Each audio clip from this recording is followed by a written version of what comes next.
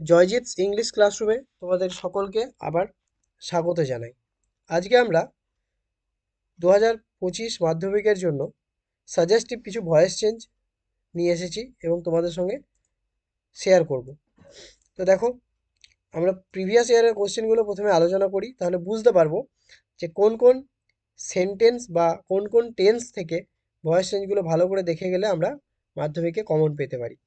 যদিও আমরা সবগুলো নিয়ে আলোচনা করব, তাও আমরা একবার প্রিভিয়াস ইয়ারের কোশ্চেনগুলো অ্যানালিসিস করি। দেখো, 2011 সালে ইম্পারেটিভ সেন্টেন্স থেকে এসেছে। 2012 সালে কি এসেছে? 2012 সালে দেখো অ্যাসার্টিভ সেন্টেন্সের প্রেজেন্ট কন্টিনিউয়াস থেকে এসেছে। 2013 সালে 2013 সালের পাস্ট ইনডিফিনাইট এবং অ্যাসার্টিভ সেন্টেন্স। 2014 সালে কি এসেছে? ইম্পারেটিভ সেন্টেন্স থেকে এসেছে। 2015-তে অ্যাসার্টিভ সেন্টেন্স প্রেজেন্ট পারফেক্ট। 16-তে অ্যাসার্টিভ প্রেজেন্ট কন্টিনিউয়াস। তারপরে 17-তে এসছে assertive past indefinite, assertive past indefinite 18-তে, 19-এও অ্যাসার্টিভ এবং প্রেজেন্ট পারফেক্ট। এইভাবে আমরা যদি অ্যানালিসিস করি তাহলে বেশিরভাগ ক্ষেত্রে দেখতে পাবো অ্যাসার্টিভ সেন্টেন্সের সংখ্যা বেশি এবং অ্যাসার্টিভ সেন্টেন্সের সঙ্গে সঙ্গে পাস্ট ইনডিফিনাইট টেন্সটা অনেক বেশি এসেছে, পাস্ট পারফেক্ট এসেছে এবং প্রেজেন্ট পারফেক্ট এবং প্রেজেন্ট কন্টিনিউয়াস। এছাড়াও ইম্পারেটিভ সেন্টেন্স দুটো বছরে এসেছে। তো এইবার আমাদের জন্য যেটা ইম্পর্টেন্ট, আগের বছর যেহেতু কন্টিনিউয়াস টেন্স চলে এসছে, তার জন্য এইবার ইম্পর্টেন্ট হচ্ছে অ্যাসার্টিভ সেন্টেন্সের পাস্ট ইনডিফিনাইট টেন্সটা এবং ইম্পারেটিভ সেন্টেন্সটা। ঠিক আছে, তো নেক্সট চলো আমাদের জন্য সাজেস্টিভ যে ভয়েস চেঞ্জগুলো আমরা রেখেছি সেগুলো দেখে নিই।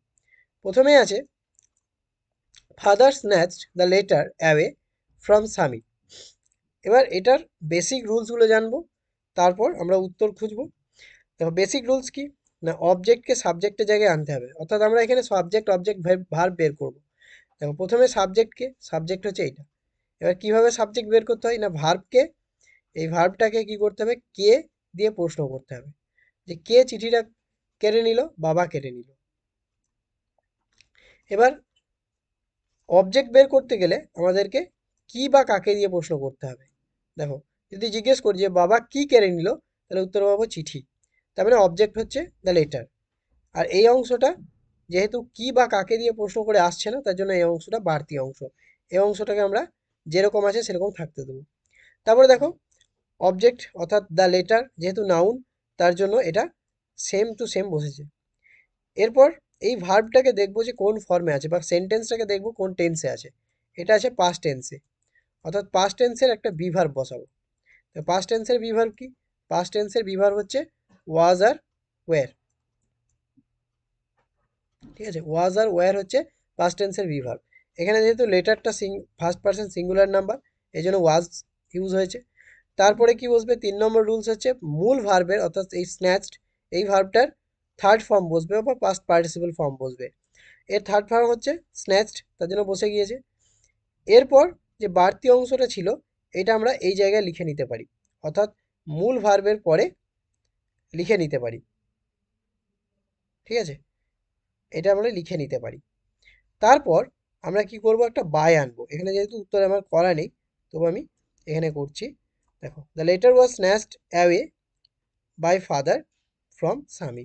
এখানে স্ন্যাচড অ্যাওয়ে এই কথাটা একসঙ্গে এদের একে অপরের পরিপূরক, এই জন্য একসাথে এরা স্ন্যাচড অ্যাওয়ে কথাটা বসেছে।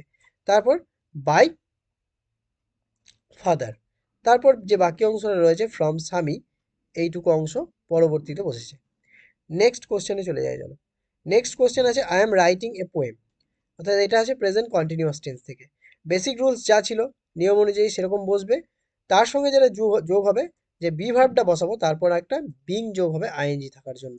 ঠিক আছে, দেখো, তাহলে এখানে এটা ভার্ব, রাইটিং ভার্ব, আই হচ্ছে সাবজেক্ট, নেক্সট এ পোয়েম হচ্ছে কি অবজেক্ট। তাহলে দেখো, অবজেক্ট সাবজেক্টের জায়গায় এসছে এ পোয়েম।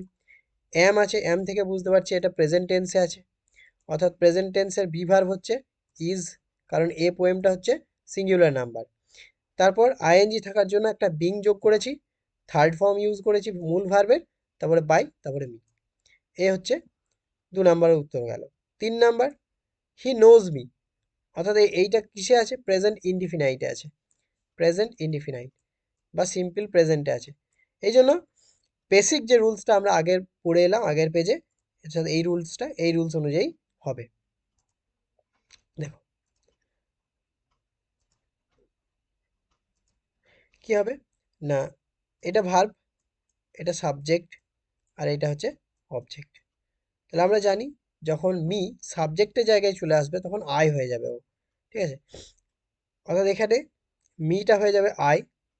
এবার যেহেতু প্রেজেন্ট টেন্স তাই জন্য আয়ের পরে আমরা জানি প্রেজেন্ট টেন্সে বিভাব বসে এম, এম হলো, তারপর ভার্বের থার্ড ফর্ম নুন, আর নুনের পরে বা নোয়ের পরে বাই বসে না, এর পরে বসে টু, এই জন্য টু ইউজ করবো, এটা খেয়াল রাখবে, এটা মাথা ভেঙে এসেছে টু, তারপরে হিম, ব্যাস।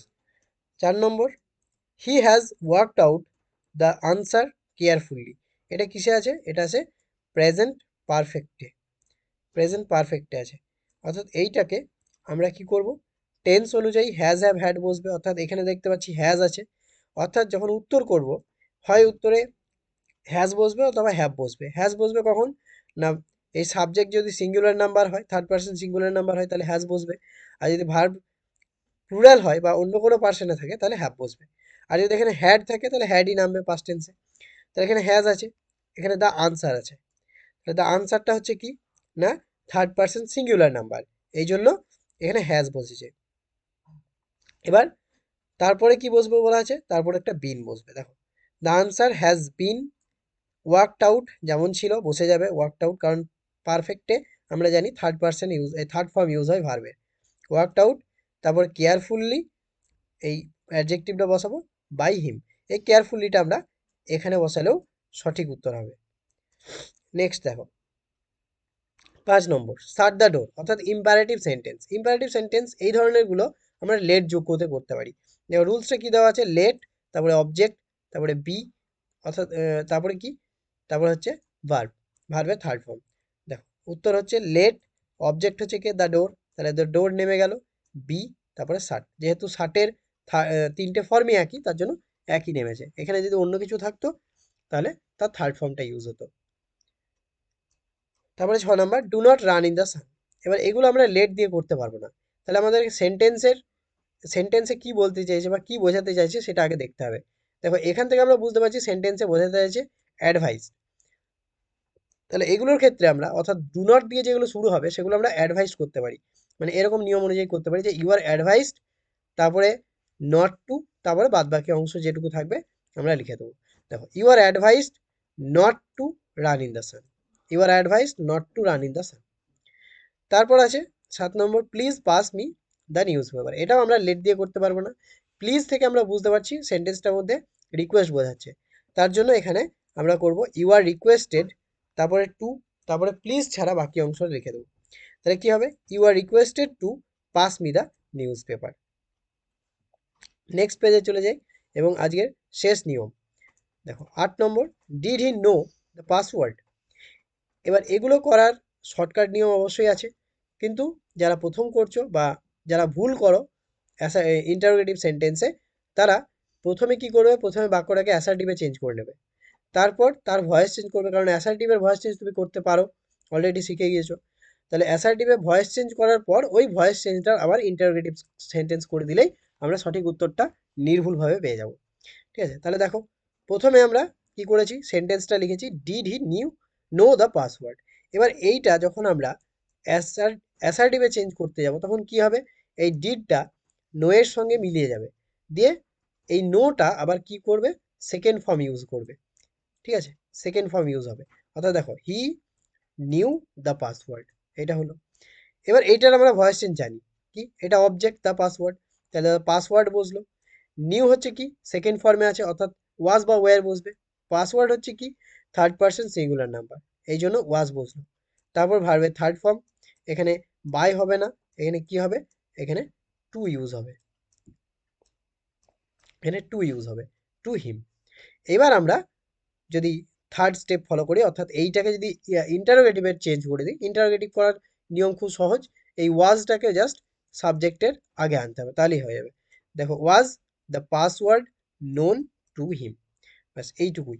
এবার নেক্সট পেজে তোমাদের জন্য কিছু হোমওয়ার্ক দেওয়া থাকলো, যারা যারা হোমওয়ার্কগুলো পারবে তারা কমেন্ট বক্সে জানাবে, অথবা এছাড়াও আমাদের হোয়াটসঅ্যাপ গ্রুপে জানাতে পারো, যার লিঙ্ক তোমরা আমাদের ডেসক্রিপশন বক্সে পেয়ে যাবে। অসংখ্য ধন্যবাদ ভিডিওটা পুরোটা দেখার জন্য।